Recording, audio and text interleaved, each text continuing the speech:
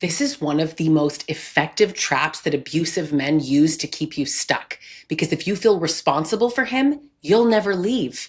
You've heard men call themselves alphas, right? Leaders, providers, the ones who demand respect, who say they're built to protect, the ones that go on about being strong and dominant and totally in control. But those same guys behind closed doors, that's the same man who brags about being the leader, but he can't figure out how to make his own doctor's appointment. He can't handle his own bills. He can't regulate his own emotions without putting everything on you. And that's not weakness, right? That's not some little wounded boy who just needs love. That is control, but it's disguised as dependence. And we have got to stop falling for this. I'm Lisa Sonni, a toxic and abusive relationship expert and certified coach. I help women every single day through this exact same trap. So if you've ever felt like his mom, his therapist, and his maid, and maybe his punching bag, all while he insists he's the leader, you're in the right place. Subscribe now because I'm not going to sugarcoat. I'm actually here to tell you the truth. And I want to start with this paradox, right? Out in the world, he's Mr. Confidence, the man who says that he deserves respect, the one who thinks emasculation is the worst thing you could possibly do to him. He'll tell anyone who listens that he's in charge, right? He's the provider. Men are built to lead. Women are built to follow. Women are submissive naturally. Sorry.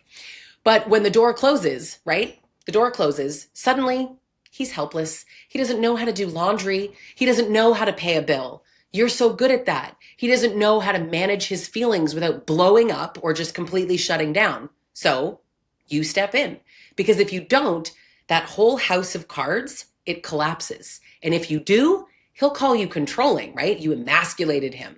Now, later in this video, I'm going to share that one truth that you absolutely need to know about why this trap works on good women like you. Because once you see it, you cannot unsee it. It's a paradox, but it's not an accident. And this is what I call strategic incompetence. He's not actually incapable. He's selective. He knows how to play a video game for 6 hours and beat all the levels, but he doesn't know how to put his own clothes in the washing machine. He can set up an entire fantasy football league, bring all his friends in, but taxes, way too confusing. He can send 200 text messages accusing you of cheating, but this guy can't order a pizza on an app. He has a job, he can do that, but at home, all of it's on you.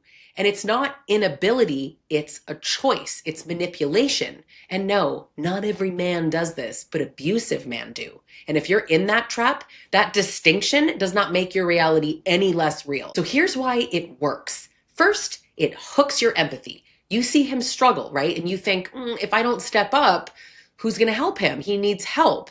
Maybe you think you're helping him heal because you know that he's been hurt before. Next, it confuses your role, right? You stop being his partner and you start being his parent. You hear women say this all the time, and it is so true. You carry his life, his moods, his needs, everything on top of your own. And the longer you do it, the harder it is to see where he ends and you begin. Third, it plays on your fear, because if you don't take over, you know what's coming. You know what's coming. Rage, anger, sulking, some kind of punishment. The house will get dirty, the bills will go unpaid, but it'll be your fault. So you do it. You just step up. And then he wins, you lose. And you know exactly what those punishments look like, right? You don't step in slamming doors, yelling, silent treatment for days, making the air in your own house feel unbearable. Or maybe he does the opposite, right? He blows up so big that you feel physically unsafe. Maybe he sabotages things on purpose, right? Like he lets a bill go unpaid, then blames you, ignores the kids, I don't know, refuses to eat just so you step in and you fix it. And the message is always the same. If you don't carry me, you'll suffer. That's why so many women say, it's just easier if I do it myself. Easier, sure, but also exactly how he keeps you trapped. And if you can relate to this, I want you to comment and tell me if this has been your experience, because I hear it constantly. Listen, anyone can play helpless, right? This is a little bit of weaponized incompetence, but it's deeper than that. Men and women both can do this. But what I'm talking about here is a pattern that you see in abusive men, because that's who most of my audience is just dealing with. And when men do it, it actually plugs into entitlement and in misogyny in a way that just hits differently. This is control disguised as dependence. By making you feel like the only one who can help, he is actually tying your identity to being his caretaker. And if you stop, you feel guilty. And that's what keeps you in line. I want to talk about this sort of emasculation claim, okay? No woman on earth can actually emasculate a man, because if his manhood is so fragile that you expressing an opinion or you ask him to be better, if that makes him feel small, that's fragility. That's actually not your failure at all. But abusive men, they love this line because it totally flips the script and it makes you feel bad. So instead of owning his own inadequacy, he pins it on you. You made me feel this way. You emasculated me. It's all in an attempt to get you to change your behavior, comply, submit, and take care of him. Suddenly you're responsible for both your life and his sense of manhood, right? That's all on you. That's your shoulders. That's the setup though. He gets to act helpless, but he also gets to demand to be treated like a damn king. He plays the victim and the tyrant, and you're left doing everything. Now, here's the thing though. Dependence, that's real. Like illness or disability or aging, like those are real life situations where someone may truly need that kind of care. But you know, and I know you know in your gut, the difference between a man who genuinely can't and somebody who just won't. You know the game they're playing. And I know that real illness, real trauma exists, but I'll tell you that genuine struggle, it doesn't come with blame and punishment. A man who truly can't would say, thank you. But an abusive man, he's going to punish you for it. And that's really the difference, right? A partner who's struggling is going to show appreciation.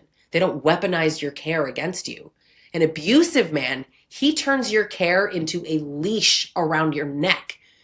In a few minutes, I'm going to tell you why that leash is so hard to cut, even when you know exactly what he's doing, because that's the hard part, right? Maybe you're thinking, isn't needing each other a part of love? Of course it is. Of course. Helping, taking care, lovely. Healthy relationships, they have give and take. And you lean on each other sometimes, and you're not counting, keeping a list of who did what when. But the difference is that healthy dependence doesn't actually erase who you are. You don't feel trapped. But abuse makes you feel trapped. So can we just be blunt? Let's go back to this mom thing. This is parentification. You became his mom, his manager, his emotional sponge. You've locked into that role, and he knows that you're not leaving. He knows, because who on earth would abandon a helpless child, right? You feel like you're walking away, ditching them on the side of the road somewhere. Who walks away from somebody who needs them? Here's the kicker. He's not a child. He is a grown man who is perfectly capable when it suits him. And this isn't about need. This goes back to control. So there's a question that I want you to sit with. When you feel responsible for him, what do you end up sacrificing for yourself? Because over time, this traps you. I hear from clients constantly. It feels like I do everything. I don't know myself anymore. I feel like I have to manage his emotions all the time. I'm walking on eggshells. That is not an accident. Babe, that's not an accident. You are so busy managing him, you don't have the space to even feel your own feelings, let alone make your own choices. And that is exactly where an abusive man wants you. The most insane part is that this man that I'm describing here, he's often telling you that you don't do anything. You don't do enough. You never support him. He puts everything on you, and then he tells you that you're not doing enough. And it makes you want to prove yourself to him. But let's call that what it is. Let's label these things. The language is so helpful. This is what is called a double bind. There is a no-win setup that he creates for you. And if you step in and handle everything, right, he complains that you're controlling. And if you don't, he complains that you've abandoned him. You try to split responsibility fairly, he will sabotage it. He'll make sure that it blows back on you. No matter what you do, you cannot win. Double bind. If you can't win, why keep playing by his rules? When you're stuck in this cycle, right, you stay in survival mode, you are reacting constantly, you're managing constantly, and you're carrying him. This is why women tell me, I feel responsible for him. Of course you do. That's the trap. He manufactured it that way. And then the fear comes in, because when you think about putting it down, when you actually think about, okay, I'm going to step back, I'm going to let him handle his own life, right? It's not my problem, it's his problem. You know what's coming. Anger, chaos, punishment, violence perhaps. So you just keep doing it. It feels safer than putting all that weight down. But here's the truth. If the risk exists either way, would you rather take the risk while you're moving towards your own friggin' freedom? Or do you want to do it while you're staying trapped? So when people ask, why didn't she just leave? This is why. because you have convinced yourself and he has convinced you that you're his lifeline. So you're terrified of what happens if you just drop the rope. But the danger isn't just in leaving. I mean, there's danger everywhere, but the danger is already in staying. The violence isn't just a risk in the future. It's actually like baked into the system that you're already living in. The game itself is violent, even if he never puts his hands on you. Even when you just play by his rules, you don't need to feel fearless. You don't have to know 100% to leave. You just need to feel strong enough that the fear doesn't stop you. Courage isn't learned from watching a video or reading a book. It is built through action. Okay, so I want to shift. Why do abusive men do this? Mainly, it works. It lets them avoid responsibility. It makes you doubt yourself. It's why you're watching this video. It keeps you exhausted and it keeps you tied to them for survival. And if you are responsible for him, you will never choose yourself. That's the goal. Here's the reality check that I'm telling you, you need to hear. You didn't emasculate him. You can't emasculate him. You didn't break him. He does this to himself, and then he dishes the blame out to you. And none of this is love or healthy. It's control. I want you to think about this. If you weren't responsible for him, let's say you stopped managing his moods and paying the bills and stopped parenting him, what would you finally have the space to feel? Like, tell me what your life would look like if all of this energy that you pour into him came back to you. Who would you be if his fragility wasn't your full-time job to manage? That's the question that I want you to sit with. Because the truth is, you already know he's not helpless, right? You know that he's capable because you see it when it suits him. And you know this isn't about dependence. It's about power. The man who demands respect and leadership while also acting like this wounded little toddler, he's not a leader. He's not an alpha. He's not a protector. He's not a provider. He's an abuser using control disguised as dependence to keep you trapped. You're not his mother. You're not his therapist. You're not his savior. You are meant to be his partner, right? You were supposed to be his partner.